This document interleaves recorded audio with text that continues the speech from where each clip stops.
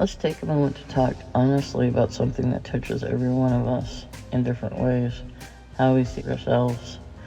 For some, the struggle is pride, trying to hold the center of the universe.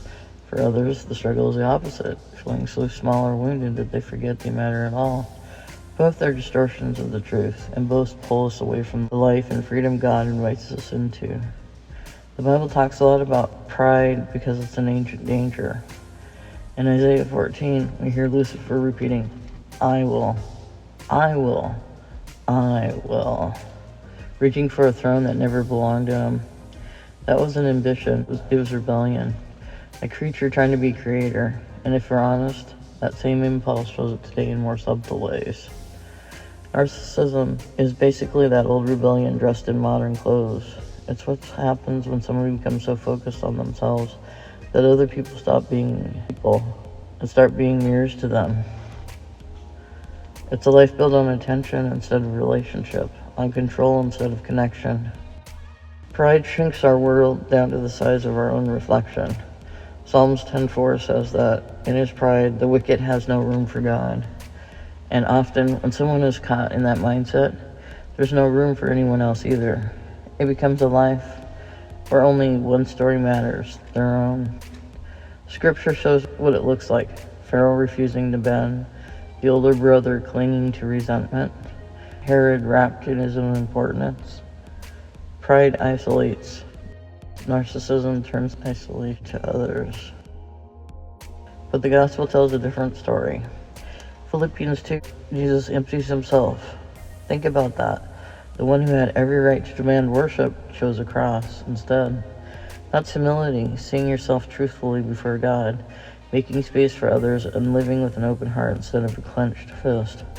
Pride says, I must be more. Humility says, God is enough. Yet some of us struggle with the opposite problem.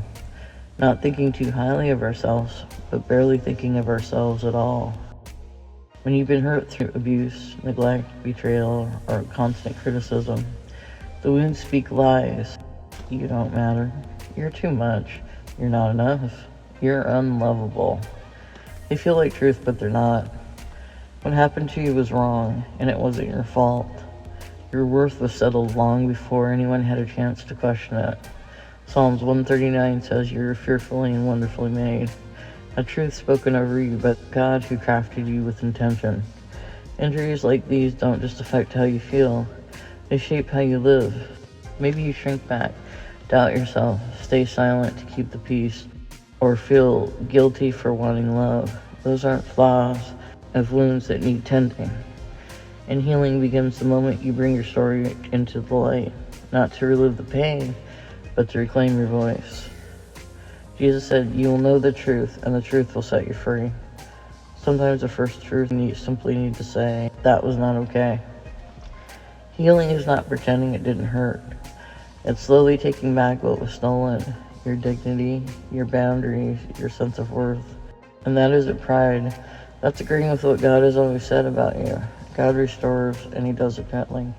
Often he uses safe people, friends, counselors, community to help reflect back your worth until you can see it again yourself. Here's the beautiful balance the gospel gives us. Humility keeps us from exalting ourselves, and truth keeps us from diminishing ourselves.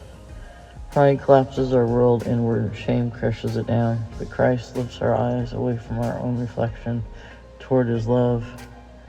So take care of your soul. Set boundaries not out of revenge, but out of respect for the image of God in you. Speak truth to yourself about yourself and others with clarity and grace. Practice reciprocity. Real give and take that builds connection instead of isolation. Stay grounded in your true identity. You're God's masterpiece, not someone's validation source, and not the lies spoken over you. To be able to see outward on our smartphone when it's in camera mode, you have to click the button that lets you see outward.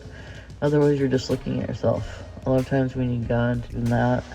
Every heart is a mirror factory. We could spend our days polishing our own reflection, or we could turn the mirror outward to reflect Christ. Pride dies at the foot of the cross. Shame dies there too. And what rises in their place is freedom. The kind that comes when you finally stop trying to be more or less than who you are and simply Trust in the God who calls you his own. Walk humbly, stand truthfully, love wisely, and let him reshape how you see yourself, one step at a time.